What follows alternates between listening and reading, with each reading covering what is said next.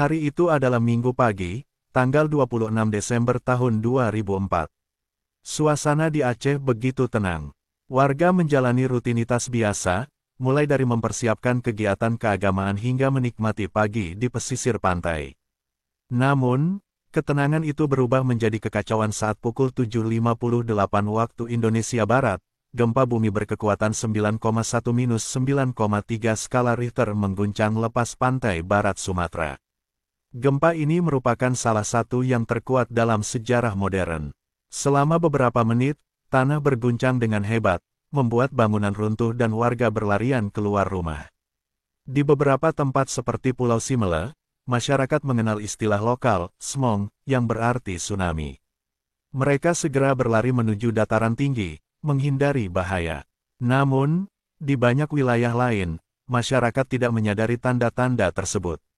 Setelah gempa, air laut tiba-tiba surut hingga jauh ke tengah laut. Fenomena ini menarik perhatian banyak warga yang penasaran.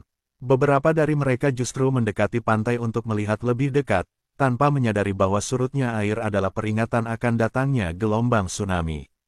Gelombang pertama tsunami tiba dalam waktu kurang dari 30 menit setelah gempa. Dengan tinggi mencapai 30 meter, tsunami melaju dengan kecepatan luar biasa, menyapu bersih apapun yang ada di depannya. Banda Aceh, ibu kota provinsi, menjadi salah satu wilayah pertama yang dihantam. Rumah, masjid, sekolah, dan pasar hancur dalam sekejap. Gelombang berikutnya yang lebih besar dan lebih mematikan menghancurkan Melaboh dan desa-desa lain di sepanjang pesisir barat Aceh. Setelah gelombang tsunami berlalu, pemandangan di Aceh berubah menjadi zona kehancuran total. Mayat-mayat tergeletak di mana-mana, sementara puing-puing bangunan menutupi seluruh wilayah. Di Melaboh, sekitar 80% wilayah kota rata dengan tanah, dan ribuan warga kehilangan nyawa mereka. Desa-desa yang sebelumnya ramai kini lenyap tanpa bekas, tersisa hanya lumpur dan reruntuhan.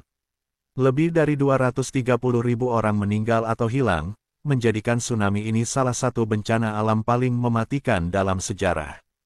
Di tengah kehancuran, muncul kisah-kisah luar biasa dari para penyintas.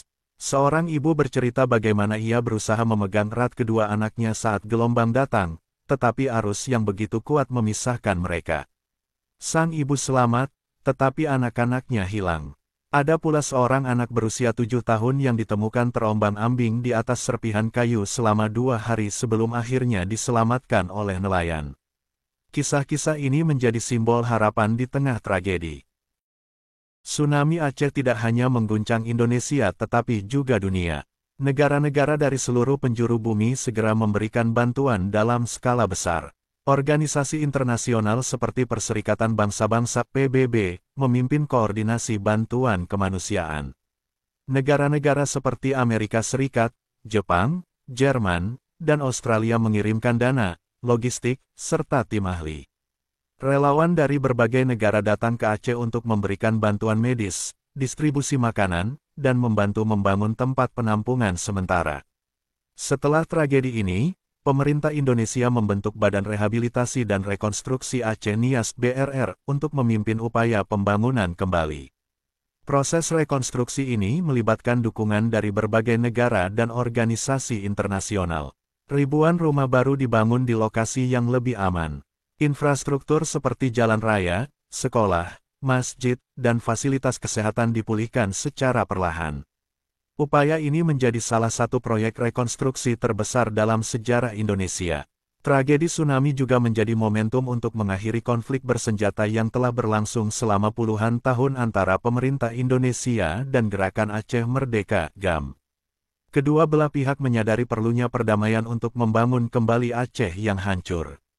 Pada tanggal 15 Agustus tahun 2005, Perjanjian Helsinki ditandatangani, menandai berakhirnya konflik tersebut. Perdamaian ini menjadi salah satu dampak positif dari tragedi besar ini.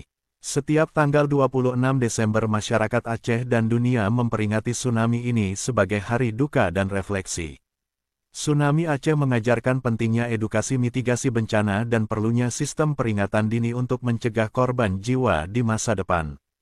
Di Indonesia, sistem peringatan dini tsunami kini dipasang di seluruh wilayah rawan bencana, dan masyarakat diajarkan langkah-langkah evakuasi yang tepat. Tsunami Aceh adalah kisah tentang kehilangan besar, tetapi juga tentang harapan dan kebangkitan. Masyarakat Aceh, yang pernah luluh lantak, kini telah bangkit dengan semangat baru. Aceh menjadi simbol ketangguhan dan persatuan manusia di tengah bencana. Kisah ini akan selalu menjadi pengingat akan kekuatan alam dan pentingnya solidaritas untuk bertahan, saling membantu, dan membangun kembali kehidupan.